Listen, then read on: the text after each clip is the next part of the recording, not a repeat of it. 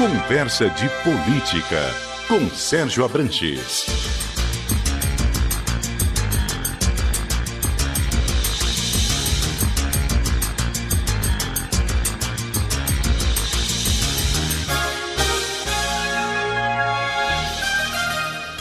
Sérgio Abranches, tudo bem? Uma boa noite. Bocardi, tudo bem? Boa noite, Carol. Boa noite, ouvintes da CBN. Vamos começar falando dessa quebra de sigilo de Ricardo Barros, líder do governo na Câmara? Era mais ou menos inevitável, né, Bocardi, porque ele fez um depoimento muito esquivo, né, muito pouco esclarecedor e muito agressivo também na primeira vez que foi na CPI, e como consequência ele foi transformado imediatamente em investigado, e a partir daí a diferença que tem entre a testemunha e o investigado é que o investigado imediatamente se pede a quebra de sigilo e tal, e você vai buscar indícios e comprovação do comportamento criminoso, né, ou ilegal que a pessoa tenha tido. Então era mais ou menos inevitável que isso viesse, né? Agora, é muito complicado você ter a gente ter um líder do governo na Câmara que seja simultaneamente um investigado, né, com quebra de sigilo numa CPI do Senado, porque isso cria uma vulnerabilidade para o trabalho político dele que fica praticamente insustentável, né? Então, a CPI ela hoje já não precisa mais exatamente dos depoimentos ao vivo, perdão, das pessoas, porque ela já fez muita análise de documentos, né, e de comprovações. Então, na verdade, quando vai uma pessoa para falar com eles lá, eles já estão preparados para verificar as mentiras e as contradições, etc., né? Coisa que tem sido feita desde o depoimento do deputado Ricardo Barros. No caso dele, não teve tanta preparação. E é exatamente isso que a CPI agora quer resolver, né?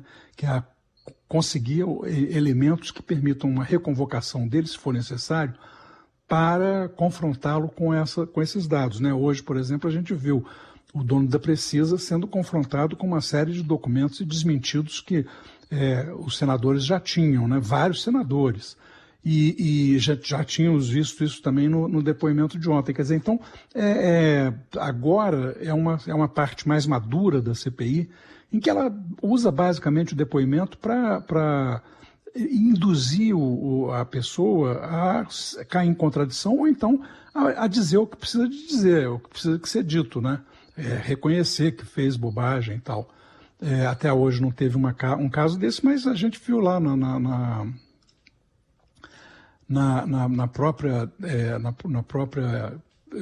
próprio depoimento do Maximiano, hoje dono da Precisa, ele caiu em contradições e acabou sendo forçado a dar algumas respostas que produziram os efeitos que os senadores queriam, né?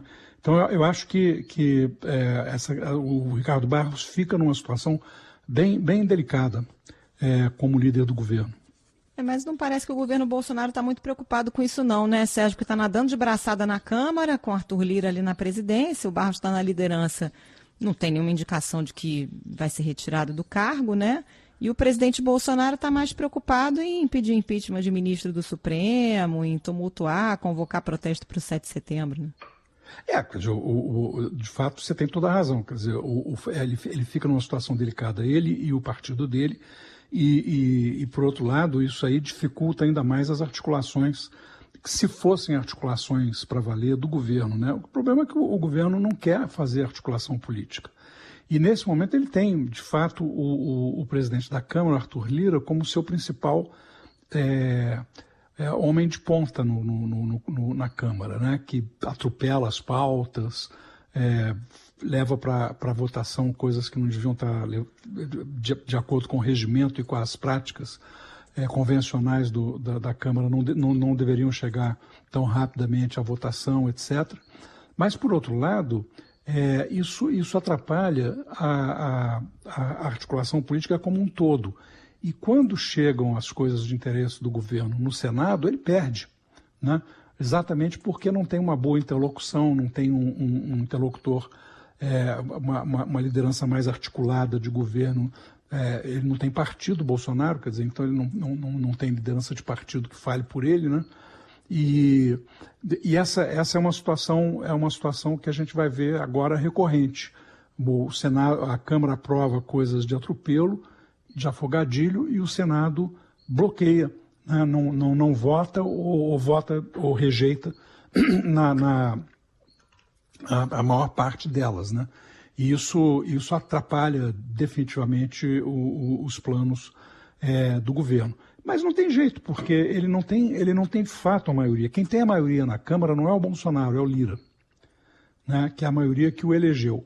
E muita gente que não concorda com o Bolsonaro apoiou a eleição do Lira. Temos a sabatina do Aras também, como é que você vê isso? Pois é, no caso do Senado, a situação do Bolsonaro é um pouco pior, porque ele tem minoria no Senado, né? Uma minoria muito clara.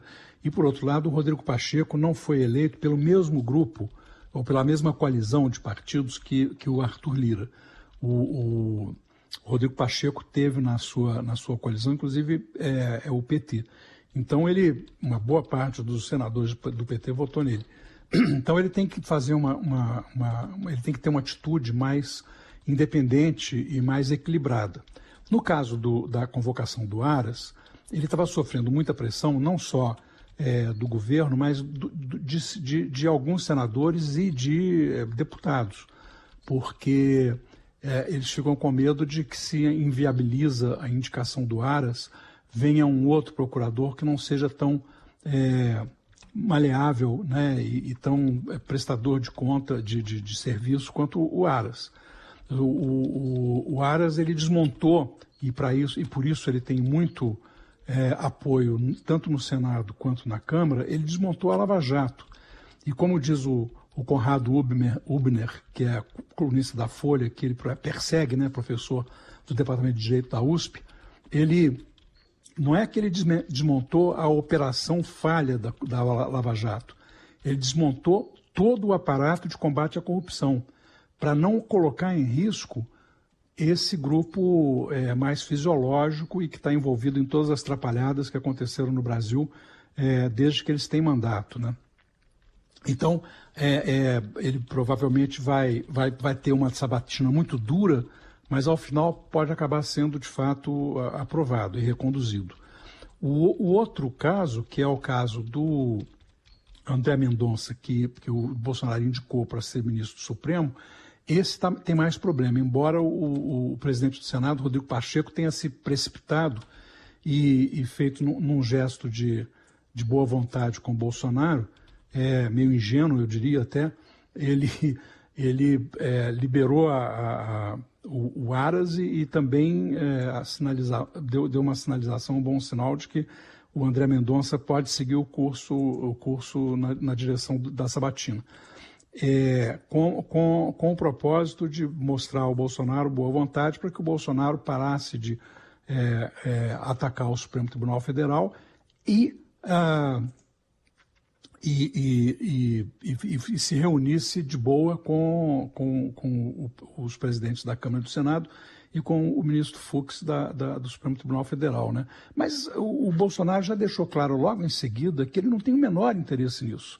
Ele não tem interesse em conciliação, né? Ele já disse de novo, aí você tem fica uma interpretação de que ele deu uma amansada porque ele não falou o nome de ninguém. Mas vem cá, não precisa mais de falar nome. Todo mundo já sabe quando ele diz assim, tem uns que estão atrapalhando o país, a gente sabe quais são os uns, né? É o ministro Luiz Roberto Barroso, que é presidente do TSE, é o ministro Alexandre de Moraes, que está conduzindo o inquérito da fake news, né? Então ele não precisa de falar isso, ele só basta dizer, né, que vai melhorar o Supremo com as indicações dele, o que supõe não apenas dar como favas contadas a aprovação do André Mendonça, como a sua própria reeleição, né? Porque mais um André Mendonça lá não faz tanta diferença. Agora, se ele puder nomear mais um ou outro ministro no próximo mandato, aí faria diferença.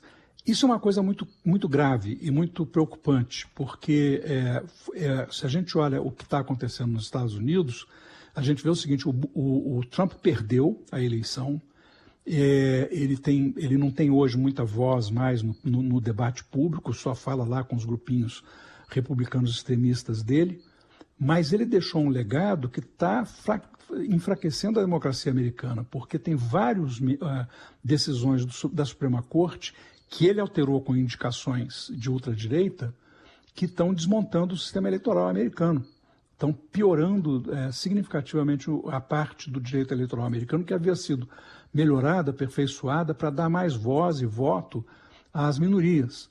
Eles estão acabando com isso em vários estados, permitindo que se criem obstáculos para as minorias poderem votar. Então, isso aí com o objetivo óbvio, explícito e claro de favorecer os republicanos, por exemplo, no estado da Geórgia, onde eles perderam as 2 vagas do Senado, né? Então, é mais ou menos isso. A gente tem sempre que pensar no Trump, porque o Bolsonaro ele mimetiza o Trump, né? Da mesma forma que ele mimetiza os antepassados autoritários da Alemanha e da Itália, quando ele usa a mentira como método da política. Hoje ele falou e fez isso de novo lá em Cuiabá, dizendo que ele tem uma política de muito favorecimento dos indígenas. É mentira, não é verdade. O que ele persegue os indígenas, ele tem exposto os indígenas a risco de morte, e o que ele faz é defender a incorporação dos indígenas na cultura e na economia brasileira. É acabar com a identidade indígena, não é proteger.